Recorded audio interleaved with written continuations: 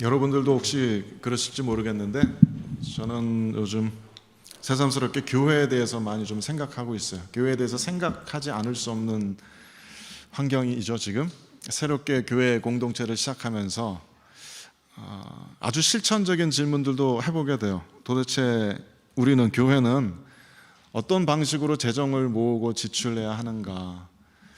일주일에 몇 번 예배 모임을 가져야 하는 것이 옳고 그 예배의 형식은 어떤 것이어야 하는가?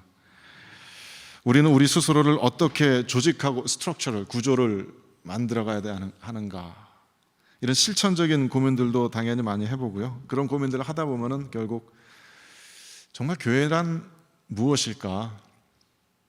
무엇이 교회를 교회되게 하는 것일까? 그런 근원적인 질문들을 더 물어보게 됩니다. 지금 우리가 처한 상황 때문에 이런 질문을 하게 되는 시간들이 참 감사하다고 생각돼요.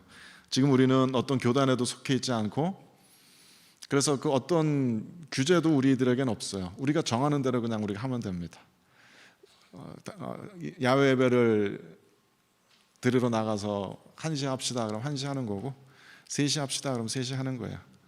주중에 수요일 날 예배 드립시다 하면 수요일 날 드리는 거고, 금요일 날 모입시다 하면 금요일 날 드리는 거예요. 우리들에겐 아무런 규제되는 것이 없기 때문에 우리가 모이고 예배 드리고 밥 먹고 돈 쓰는 모든 방식들이, 우리가 정하는 것들이 우리들의 룰이 될 겁니다. 그리고 아마도 그런 것 때문에 우리 특히 젊은 세대들, 우리 청소년들, 청년분들 분명히 많은 영향을 받겠죠. 여기 계신 많은 청년분들 더 나이 들어서 본인들이 교회 리더로 서게 되면은 당연히 교회는 예배 드리고 밥 먹어야 되는 곳 아니야? 당연히 이렇게 교회 어른들 되면은 밥 사가지고 섬겨야 되는 거 아니야? 이런 생각들 하실지도 모르겠어요. 그런 것들 경험들을 많이 해오셨기 때문에, 그래서 배워오셨기 때문에. 그만큼 우리들이 지금 함께 정하고 함께 만들어가는 모든 것들이 어쩌면 그 다음 세대에게는 표준이 될지도 모르겠다. 그런 생각들을 해보면서 교회에 대한 질문을 정말 진지하게, 심각하게 할 수 있는 지금 이 시간이 오히려 참 감사한 시간이라고 생각이 들고, 또 그만큼 책임이 무겁게 느껴지기도 합니다. 전에도 말씀드렸지만 그런 문제들에 대해서 지금까지 우리가 겪었던 것, 저번 교회에서는 저렇게 했는데, 나 있던 교회에서는 이렇게 했었는데, 그런 나의 개인적인 경험에 의해서 답을 찾기보다 그런 개인적인 경험들 다 내려놓고, 선입견들 다 내려놓고, 다른 사람들은 이렇게 하던데 하는 거 다 내려놓고 하나님의 말씀에서 답을 찾을 수 있기를 바라요. 정말 처음부터 그런 마음으로 우리는 에베소서 말씀 읽고 있습니다. 우리가 만들어내는 교회가 정말로 말씀의 반석 위에 선 것이 될 수 있도록, 교회의 정체성을 규정하는 것, 교회의 목적과 비전을 규정하는 것, 거기까지 나아가는 방법들을 찾아내는 것, 이 모든 것들이 하나님의 말씀에 기초한 것이 되기를 바라요. 그래서 우리가 다음 세대에 물려주는 교회는 우리들이 자의적으로 만들어낸 전통 제도가 아니라 하나님의 말씀에 입각한, 하나님의 말씀의 반석 위에 세워진 교회, 그 모습을 다음 세대에 물려줄 수 있다면 그것이 가장 복된 일이 아닐까, 그렇게 생각합니다. 그런 마음으로 에베소서 말씀을 읽고 있어요. 말씀이 좀 어렵지만, 그래서 이 말씀 계속 암송하면서 마음속에 새겨보자고 말씀드리고 있습니다. 첫 번째는 우리 에베소서 말씀 통해서 사도 바울이 우리를 누구라고 부르는지 그 말씀 나눴죠. 사도 바울은 우리를 그리스도 안에 있는 신실한 자들이라고 불렀습니다. 지리적으로 어떤 도시에 있건 간에, 어떤 스트릿에 있건 간에, 교회라면 그것은, 참다운 교회라면 그것은, 그 참다운 교회에 속한 성도들은 모두 그리스도 안에 있는 신실한 자들이다. 그래서 우리는 모두 그리스도 안에 있다고 말씀드렸어요. 참다운 성도도 모두 그리스도 안에 있습니다. 그리스도 바깥에는 생명도 없고 구원도 없고 참된 복도 없습니다. 그리스도 바깥에서 참된 교회를 만들 수는 없어요. 우리는 모두 그리스도 안에 있는 사람들입니다. 아멘. 그리고 사도 바울은 우리가 그리스도 안에 있다는 말이 무슨 말인지를 더 자세하게 이제 계속 풀어나가고 있는데, 그 중에 첫 번째는 우리가 하나님의 선택과 예정하심을 입은 자들이다라는 거예요. 우리들 한 사람 한 사람에게는 하나님의 선택하심이 있습니다. 하나님의 예정, 프리데스틴드 된 하나님의 예정하심이 있습니다. 이것이 우리가 믿는 바의 아주 기초적인 믿음이에요. 이 세상에 이루어지는 어떤 일들도 하나님의 프리데스틴드 된, 예정된 하나님의 플랜 벗어난 일은 일어나지 않는다. 우리들의 삶의 상황에 어떠한 것들이 때로는 우리를 힘들게 할지라도, 때로는 이해 못할 정도로 이것이 아플지라도, 또 너무나 벅찬 행복과 복된 것들이 우리들에게 닥칠 때 그 모든 것들이 하나님의 예정하심 가운데 있다. 우리 한 사람 한 사람의 삶이 그렇고 우리들의 공동체가 하나님의 예정하심 안에 있는 줄을 믿으시기 바랍니다. 그것이 성경의 선언입니다. 그리고 오늘 본문을 통해서 사도 바울은 교회에 대한 또 다른 사실을 가르쳐 주는데, 그것은 우리가 예수 그리스도 안에 있다는 것이 우리가 진리의 말씀을 받은 진리의 공동체다라는 사실입니다. 교회는 무엇보다도 진리의 공동체입니다. 사도 바울은 아주 담대한 선언을 이렇게 하고 있어요. 7절에서 9절 말씀인데요, 다시 한번 같이 천천히 읽어봅시다. 문장이 복잡하고 어려워요. 천천히 읽어봅시다. 시작. 우리는 그리스도 안에서 그의 은혜의 풍성함을 따라 그의 피로 말미암아 속량 곧 죄의 사함을 받았느니라. 이는 그가 모든 지혜와 총명을 우리에게 넘치게 하사 그 뜻의 비밀을 우리에게 알리신 것이요 그의 기뻐하심을 따라 그리스도 안에서 때가 찬 경륜을 위하여 예정하신 것이니. 아멘. 이 에베소서 앞부분이 어려운 이유 중에 하나는 3절부터 14절까지가 원문에는 한 문장이에요. 그러니까 영어식으로 따지면 관계 대명사로 계속 이어지는 문장입니다. 우리말로는 그게 번역이 불가능하죠. 그래서 문장이 이렇게 복잡해지는 거예요. 그래서 이 7절에서 9절까지의 이 말씀도 우리말 번역으로는 그 의미가 뚜렷하게 드러나지 않습니다. 어쩔 수 없어요. 우리말의 문법적인 한계입니다. 근데 그거를 굳이 풀어서 다시 한번 말해보자면은 이 7절에서 9절까지 내용은 이래요. 하나님께서 우리들에게 그리스도 안에서 베풀어 주신 풍성한 은혜가 있는데, 그 은혜는 두 가지다. 하나는 그리스도 안에서 그의 피로 말미암는 죄 사함이고, 다른 하나는 그의 지혜와 총명을 따라 우리들에게 그 뜻의 비밀을 알게 하신 것이다. 문장 구조가 그래요. 영어 문장에는 이런 뉘앙스가 조금 살아 있습니다. 하나님께서 우리들에게 은혜를 주셨는데 그 은혜의 첫 번째는 죄 사함이고, 두 번째는 그 뜻의 비밀을 알게 하신 것이다.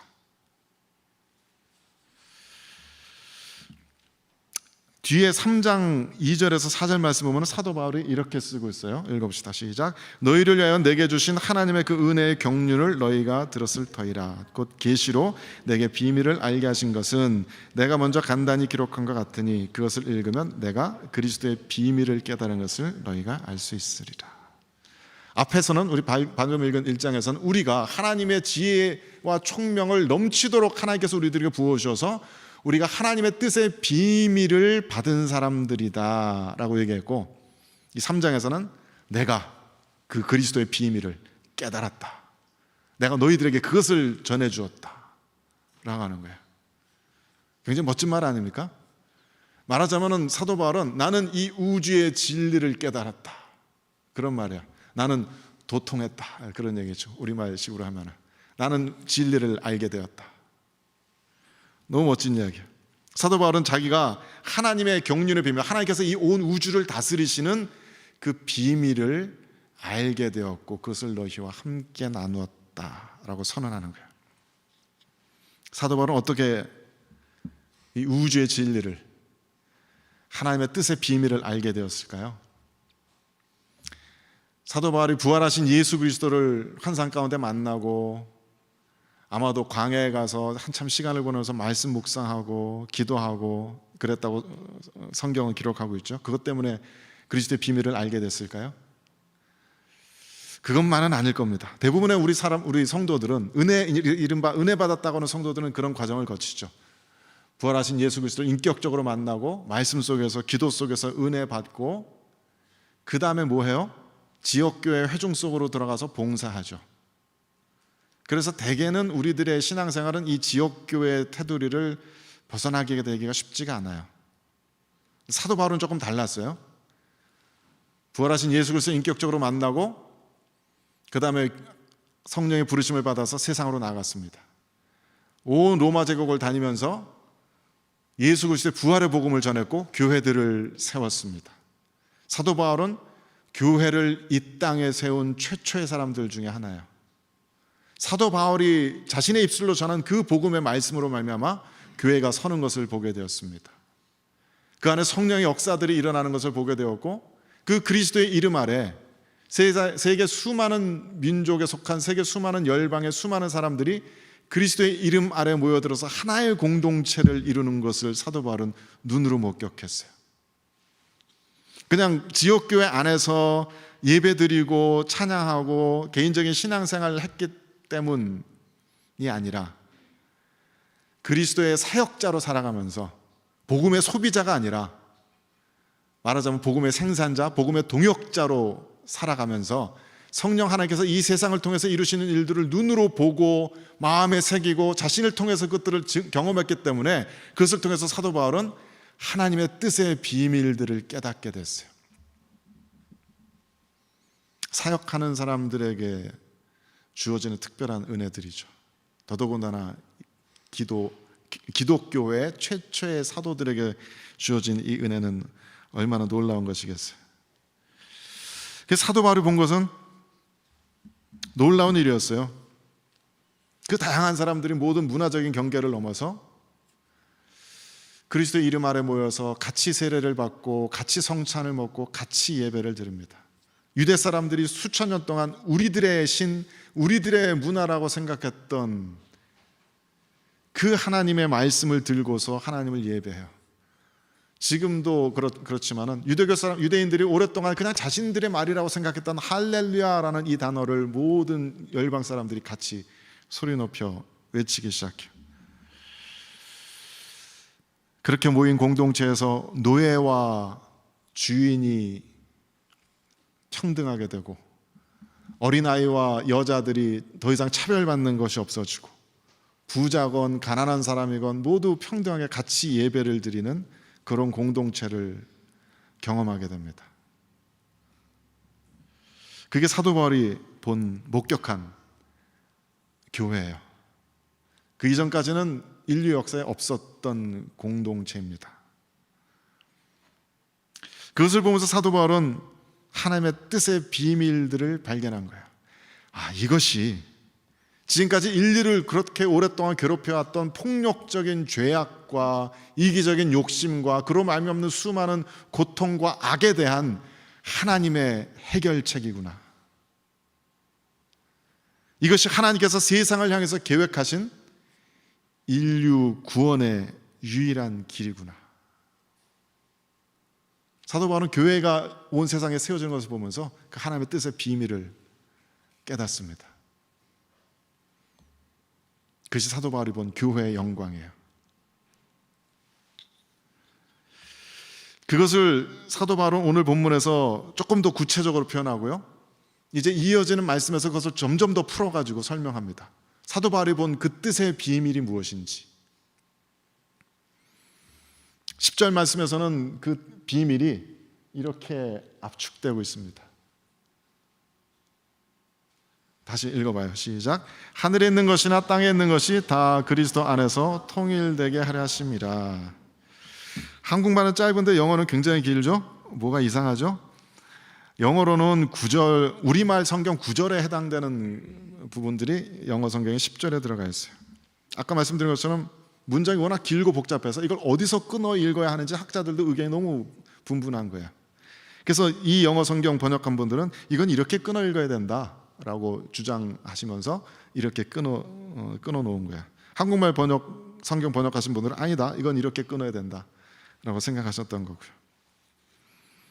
근데 여기서 어쨌든 중요한 것은 이 통일이라는 단어인데요, 저는 과거에 가졌던 직업 중에 하나가 번역가였기 때문에 하나의 언어를 다른 언어로 번역하는 것이 얼마나 간단하지 않은 문제인지 너무 잘 알고 있어요. 이 언어의 한 단어가 다른 언어의 한 단어로 1:1로 매칭되는 경우는 거의 없습니다. 전부 가장 비슷한 뜻을 찾아서 하는 거죠. 원문에 쓰여진 아나케팔라이오라는 단어를, 그 의미가 굉장히 풍성한 단어를 우리말 성경을 번역하시는 분들은 통일이라는 단어를 택했고, 지금 이 영어 성경 번역하시는 분들은 summingup이라는 단어를 택했습니다. 이 단어가 굉장히 의미가 굉장히 폭넓어요. 그래서 어떤 분은 이 단어를 recapitulation이라는 단어로 번역했습니다. 영어 하시는 분들도 이 단어 별로 안 쓰시죠? 한국말로 된 저 총괄 갱신이라는 단어도 저도 처음 보는 단어예요. 그래서 제 아내 우리 당회장 목사님께서 이 얘기는 어렵다고 하지 말라고 하시는데 그래도 굳이 안 하고 넘어가면 너무 찝찝해서 꼭 얘기해보고 싶어요. 하늘에 있는 것이나 땅에 있는 것이 그리스도 안에서 recapitulate 되었다. 이게 무슨 얘기냐면요, 영어로 summing up이라고 번역한 것처럼 설교할 때도 그러잖아요. 서론 얘기하고 본론 얘기하고 이제 말씀을 맺겠습니다 하면서 지금까지 했던 얘기들을 요점 정리해서 다시 반복하잖아요. 그거 얘기하는 거예요. 요약해서 다시 반복해서 정리하는 것. 그럼 무슨 얘기가 돼요? 하늘과 땅의 모든 것이, 인류의 모든 역사가, 우주의 모든 역사가 예수 그리스도 안에서 요약된다. 그런 뜻이 되죠. 이 단어를 설명하는 또 다른 방법은 생물학인데요, 이 recapitulation, 총괄갱신하는 단어를 설명하는 또 다른 방식은 생물학에서 나옵니다. 이거 과거의 생물학 이론인데, 생물들이 어류에서 양서류에서 포유류로 뭐 이렇게 진화했다, 그렇게 학자들이 이야기하잖아요. 그런 모든 생물들 종의 진화 과정을 한 개체가 태아에서 반복한다라는 이론이 recapitulation이에요. 물론 지금 학자들은 이 이론을 받아들이지 않는데요, 이건 폐기된 이론인데, 이 학자가 이 이론을 발표하면서 쓴 단어가 recapitulation입니다. 모든 생물의 진화 과정을 한 개체가, 태아가 엄마 뱃속에서 그대로 반복한다는 이론. 그 이론 자체는 틀린 거지만 그런 과정을 recapitulation이라고 한다. 역시 이 얘기는 하지 말 걸 그랬나요? 너무 복잡한가요? 정리를 해볼게요. 하늘에 있는 것과 땅에 있는 모든 것이, 즉 세상의 모든 것이 그리스도 안에서 요약되고 되풀이된다는 것은 무슨 얘기냐? 인류 전체의 역사가 예수 그리스도 개인의 삶 속에서, 지상의 삶 속에서 되풀이되고 완성된다는 얘기예요. 아담이 에덴 동산에서 당했던 그 시험을 예수 그리스도도 함께 받으신다. 이스라엘 백성이 40년 동안 광야에서 헤매며 당했던 그 역사를, 그 광야의 역사를 예수 그리스도께서도 40일 동안 광야에서 고스란히 반복하신다. 인류의 모든 역사가 그리스도의 삶 안에서 반복된다. 하지만 그냥 인류의 역사를 그냥 똑같이 반복만 하시는 것은 아니고, 인류의 역사가 실패한 것들이 있기 때문에 예수 그리스도께서 그 인류 역사를 다시 반복하면서 온전케 하시는 것, 갱신, 리뉴얼 하신다. 잘못되었던 부분들을 완성시키시면서 인류를 향하신 하나님의 목적을 예수 그리스도께서 성취시켜 나가신다. 아담과 같이 똑같이 죄의 유혹을 당하셨지만 아담과 똑같이 실패하시는 것이 아니라 선과 악을 내가 내 마음대로 결정하겠다라고 선악과를 따먹는 것이 아니라 모든 판단을 성부 하나님께 맡겨드리고 성부 하나님께 온전한 순종을 드리심으로써 그 시험을 이겨내셨다. 이스라엘과 똑같이 40일 광야에서 시험을 받으셨지만 자신들의 욕심을 따라 하나님께 불만하고 하나님께 불순종하는 것이 아니라 오직 하나님의 말씀으로 그 광야에서의 모든 시험들을 이겨내셨다. 인류 역사가 되풀이되었지만 그냥 단순한 되풀이가 아니고 완성되었고 갱신되었고 성취되었다. 만족되었다. 이것은 지나온 우리들의 개인적인 삶의 역사들이 전부 예수 그리스도 안에 있다는 이야기이기도 해요. 우리들이 인생 속에서 어떤 고난을 당하든지, 어떤 외로움을 당하고, 어떤 배신을 당하고, 어떤 상처를 받든지 그 모든 우리들의 아픔들은 전부 그리스도의 십자가 안에 있습니다. 그래서 우리가 아플 때, 고난당할 때 십자가를 바라보면 위로가 되는 거예요. 뿐만 아니라 우리들이 당하는 모든 그 고난의 삶의 의미들이 십자가와 부활에서 찾아집니다. 십자가로 끝나는 것이 아니다. 그 뒤에 예수 그리스도의 부활의 영광이 기다리고 있었던 것처럼 우리들의 삶의 고난 이후에도 부활의 영광이 기다리고 있다. 하늘에 있는 것과 땅에 있는 모든 것이 그리스도 안에서 리캐피출라이트 된다. 그런 얘기야. 우리들의 지나온 삶의 모든 삶의 파편들은 그리스도 안에서 그 의미가 설명된다.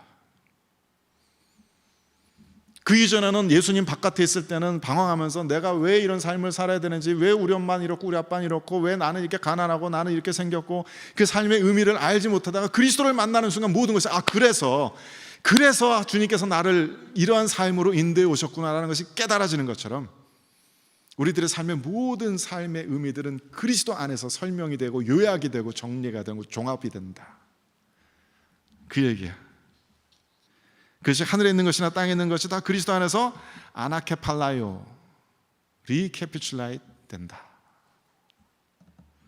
물론 이 단어의 의미는 그거 하나만은 아니에요. 더 직접적으로 또 역사적으로 직관적으로 볼 수 있는 의미는 사도 바울의 경험과 같이 온 세상 모든 사람들이 예수 그리스도 안에서 통합되었다라는 이야기이기도 해요. 저도 우리 김하나 목사님 같이 그림을 준비를 하는데 이런 그림밖에 안 나와요.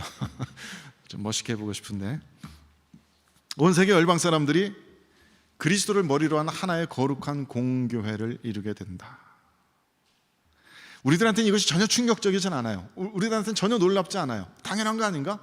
온 세상 모든 사람들이 예수 그리스도를 믿고 하나의 교회를 이루는 거 당연한 것 아닌가? 왜냐하면 우리는 이미 그것이 시작되고 2000년 후에 살아가는 사람들이기 때문에 우리한테는 그게 전혀 놀랍지 않아요. 하지만 사도 바울이 살고 있던 1세기의 시대 때 이것은 정말 충격적인 사건입니다. 과거 세계에 살았던 백범 김구 선생께서 오늘날 전 세계 사람들이 막 K-팝에 열광하고 막 K-컬처에 막 매료되어서 월드컵 개막식 하는데 한국 가수가 나와서 한국말로 된 노래를 부르고 그런 것을 보면 백범 김구 선생이 얼마나 놀라시겠어요. 사도 바울이 느꼈던 충격은 그거보다도 더 큰 충격입니다. 수천 년 동안 그냥 우리들의 종교, 우리들의 문화라고만 생각했는데 그 여호와 하나님께서 나에게 주신 그 뜻의 비밀을 세상에 전하니까 세상 모든 민족의 모든 인종의 사람들이 그 말씀에 아멘으로 화답하면서 하나님의 여호와 하나님의 독생자 예수 그리스도의 이름 아래 다 모여드는 거예요. 이거는 바벨탑 이후에 수많은 언어와 민족과 인종들로 갈라졌던 인류가 다시 하나로 모이는 사건입니다. 이게 에베소서의 중요한 주제 중에 하나예요. 하나님께서는 지금 새로운 인류를 만들고 계십니다. 사도 바울은 그걸 본 거예요. 그리스도라는 그분을 머리로 해서 하나의 새로운 휴먼 카인드, 새 인류가 만들어지고 있구나. 사도 바울은 그것을 유대인과 이방인들 사이에 벽이 허물어지는 것으로 봤죠. 그것이 자기 자신에게 굉장히 중요한 문제였으니까. 하지만 2000년이 지나서 지금 우리들에게는 단순히 유대인과 이방인의 문제가 아니라 모든 사람과 사람 사이의 모든 벽들이 그리스도 안에서 허물어졌다는 이야기이기도 합니다. 사람과 사이에 갈라졌던 모든 분열의 상처들이 그리스도 안에서 극복될 수 있다. 우리 모두가 그리스도 안에서 한 형제로, 한 자매로, 하나의 영적 가족으로 묶이게 되었다. 그리스도 바깥에서 사람들은 종교 때문에 전쟁을 벌이고 서로 다른 경제적인 계급 때문에 전쟁을 벌이고 이전 세대와 젊은 세대가 서로 반목하면서 손가락질하면서 싸우고 요즘은 또 남자와 여자 사이에 다툼도 굉장히 심하죠. 하지만 그리스도 안에는 그 다양한 민족과 인종과 문화적 배경의 사람들이 그냥 하나 됩니다. 그리스도 안에 있다는 이유로. 이 트리니티 장로교 분들이 우리를 코리안 워십 커뮤니티를 그냥 아무 조건 없이 환영하고 사랑하고 받아줘요. 왜요? 믿는 사람들이니까. 그리스도 안에 있으니까. 그게 사도 바울이 목격하고 경험한 교회입니다. 그게 하나님께서 규정하시는 교회입니다. 교회는 그리스도 안에서 하나님께서 새로운 휴먼 카인드, 맨카인드를 만들고 계시다는 표지예요. 프로토타입입니다. 장차 완성될 천국에서 이루어질 그 인류의 그 세상을 교회 안에서 교회를 통해서 모델처럼 보여주시는 거예요. 그러니까 교회는 당연히 어느 한 민족의 집단이 아니에요. 제가 이것을 말씀을 통해서 깨닫고 나서부터 나의 언어적 한계를 극복해야 되는구나, 한국 사람들만의 교회가 되어서는 안 되는구나, 그걸 깨닫고 마음에 큰 부담을 느끼기 시작했어요. 한인교회는 그냥 한인교회이기만 해서는 안 됩니다. 우리는 한인교회면서 동시에 교회여야 합니다. 그리스도의 교회여야 해요. 감사하게도 우리 작년 성도분들, 우리 가족들 아침에 나와서 영어권 성도분들과 같이 예배드리시고 같이 교제하시고 너무 감사해요. 그게 교회된 모습입니다. 이 트리니티 장로교회 분들도 그냥 우리를 그냥 테넌트로 비즈니스인 관계로 대우하시는 것이 아니라 그리스도 안에서 함께 예배드리는 자들이라고 축복해 주시고 어떻게 해서든지 우리들에게 조금이라도 좀 베풀어 주시려고 환대해 주려고 애쓰시는 그런 모습이 교회이기 때문에 한 겁니다. 그게 교회가 교회 되었다는 것의 의미예요. 그리스도 안에서 모든 것이 통일된다라는 그 말씀이 교회를 통해서 드러납니다. 한번 깊이 생각해 보시기 바라요. 이 캐나다에서, 이 멀티컬처럴 소사이티 캐나다에서 살고 있는 우리는 그것을 더 직접적으로 실감하며 느낄 수 있기 때문에 굉장히 감사합니다. 그래서 우리가 이 트리니티 장로교회로 와서 이곳에서 새로운 예배 공동을 시작하는 것은 굉장히 신학적으로 의미 있는 사건이라고 생각하고, 저 개인적으로는 이게 대단히 프로페릭한 예언적인 사건이라고 생각하고 있어요. 우리가 어디로 어떻게 나가야 하는가를 보여주시는 하나님의 인도하심이라고 생각하고 있어요. 다른 분들도 기회가 되시면 영어권 예배 함께 참여하십시오.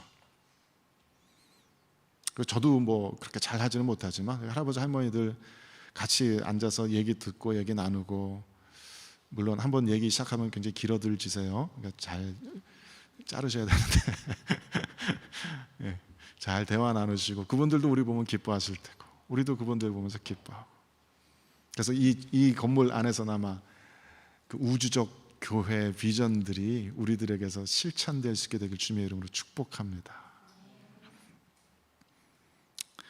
사도 바울이 깨달은 하나님의 뜻의 비밀은 그것만은 아니에요. 교회는 사람들끼리만 하나 된 공동체는 아닙니다. 제가 예전에 친구 따라서 피라미드 단체에 들어간 적이 있어요. 그 뭔지 모르시는 분들도 계시죠?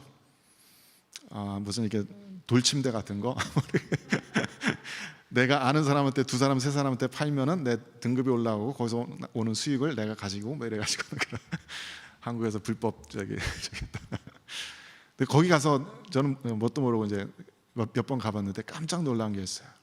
거기 있는 사람들이 어찌나 서로를 그렇게 열렬히 사랑하는지, 어찌나 그렇게 열렬히 하나로 화이팅 돼가지고 하나 서로를 격려하고 막 박수 쳐주고 막 얼마나 끈끈한지, 왜 젊은이들이 이 모임에 매료되어서 헤어나오질 않는지 그걸 깨달아요. 그건 돈만의 문제가 아니라 거기만 가면은 막 환영받고 격려받고 박수받고 막 같이 화이팅하고 으쌰으쌰하고 막, 그런다고 그걸 교회라고 부르지는 않잖아요. 교회는 그것과는 다른 거예요. 교회는 하늘과 땅이 하나 되는 공동체입니다. 더 좋은 그림을 찾고 싶었는데 교회 안에서 하늘과 땅이 하나 됩니다.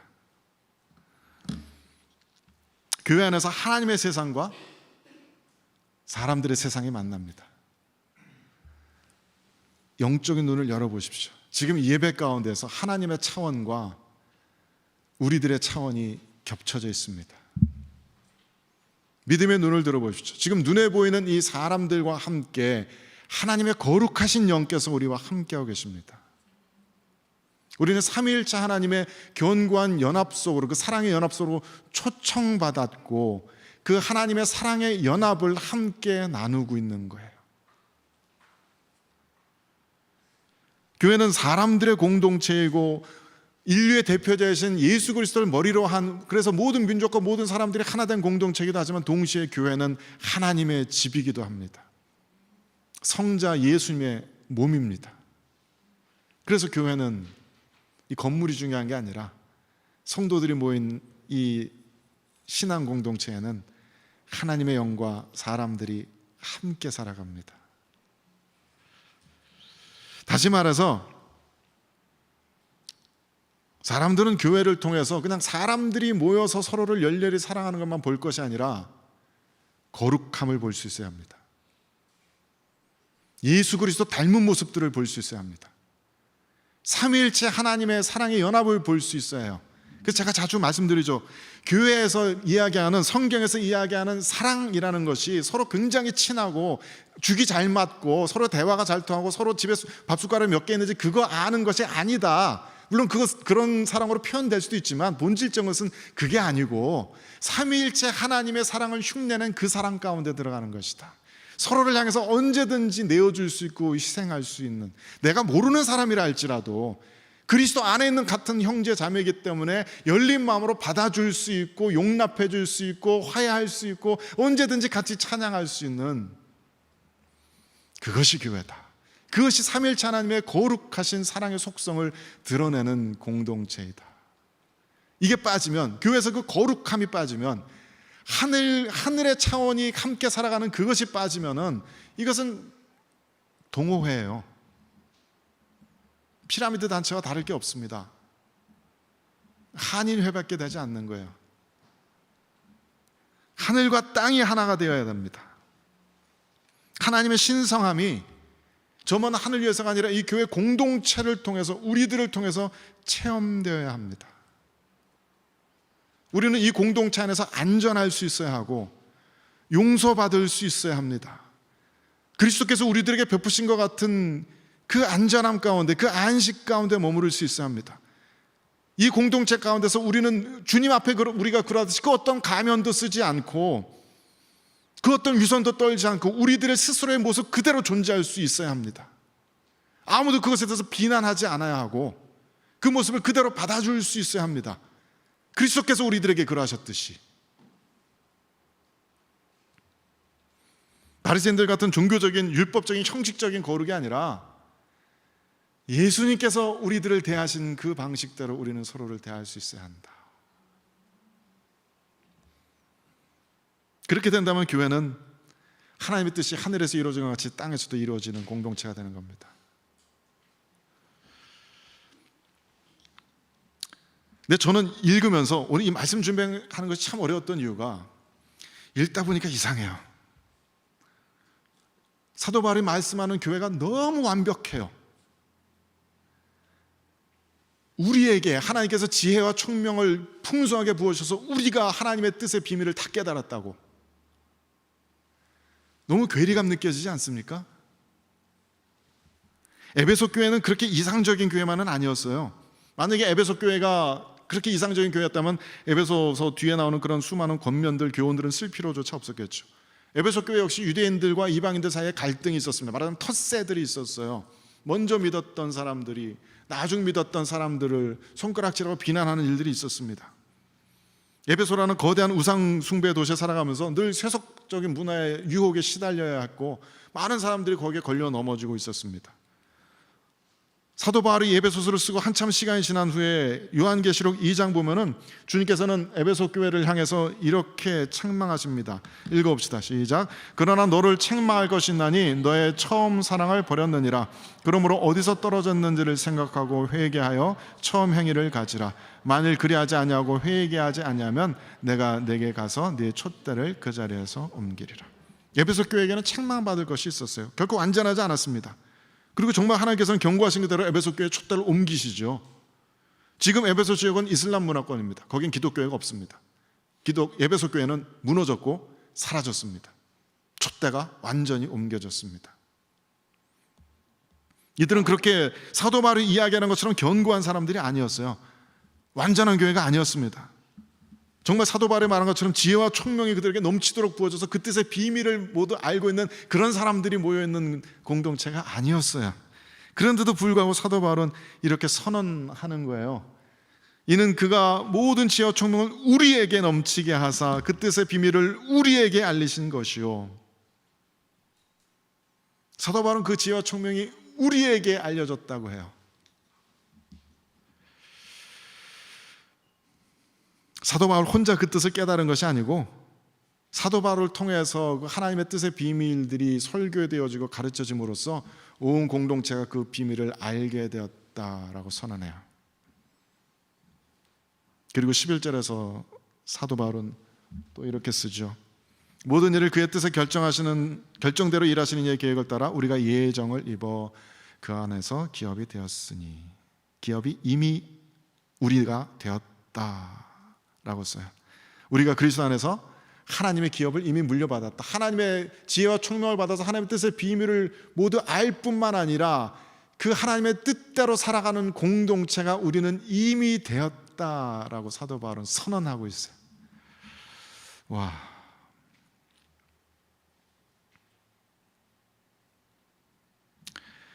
그것이 사도 바울을 통해서 하나님께서 우리들에게 말씀하시는 교회입니다. 우리들의 눈에는 권사님 기도해 주신 것처럼 우리는 작아요. 우린 아직 우리 스스로를 다스리는 어떤 법도 없고 폴리시도 없고 교단도 없고 구조도 없고 돈도 없고 건물도 없고 아무것도 없는데 하나님께서 우리를 이렇게 보고 계십니다. 그 뜻의 비밀들이 너희에겐 알려졌다. 너희들은 그 뜻의 비밀들을 살아낼 자들이다. 그리스도 안에서 모든 지나온 사람들의 역사는 리캐피슐레이트 되었어요. 그 결과가 교회입니다. 그래서 교회는 더 이상 지나온 사람들의 모든 역사의 죄가를 반복할 필요가 없어요. 지나온 모든 교회, 지역 공동체들의 죄와 잘못들은 여기서 끊어져야 합니다. 여기서는 더 이상 비난과 분열과 서로를 상처 주는 것과 그런 것들이 반복될 필요가 없어요. 반복돼서는 안 됩니다. 그것은 이미 그리스도 안에서 끝났습니다. 그보다는 서로에 대한 환대와 용서와 용납이 경험돼야 됩니다. 주님께서는 그것을 이미 바라보고 계시고 그것을 선언하고 계시는 거예요.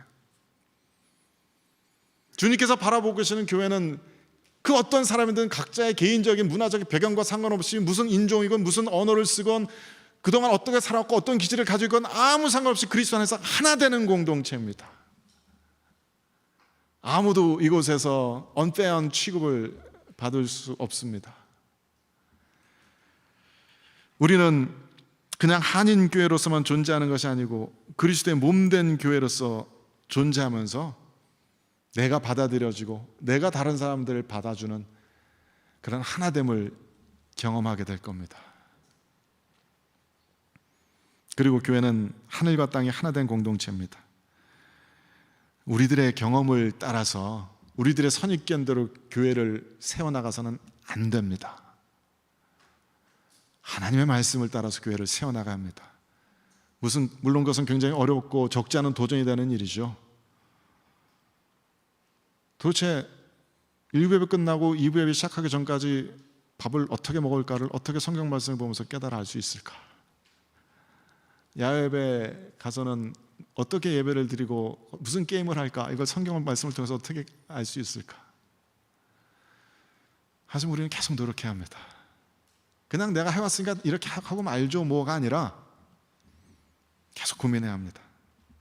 우리들이 모인 헌금을 어떻게 사용할까 고민해야 되고 일주일에 몇 번이나 모일까를 고민해야 되고 우리 청소년부는 어떻게 모일 것인가 청년들은 어떻게 모일 것인가를 고민해야 합니다. 그래야만 우리는 한인들의 커뮤니티 센터와 같은 사람들만의 모임으로 전락하지 않을 거예요. 우리들이 행하는 모든 것들이 하나님의 말씀을 따라 살려는 그런 처절한 노력들이 되어야 합니다.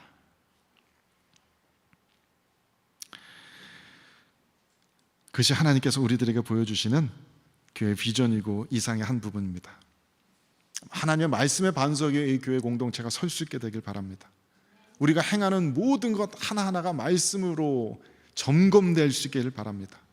그리고 그것이 우리 함께 공동체로서 살아내어져서 주의 성령의 인도하신 가운데서 하나님께서 보여주신 이 아름다운 교회의 비전이 온전히 우리를 통해서 성취될 수 있게 되기를 주님의 이름으로 간절히 축원드립니다.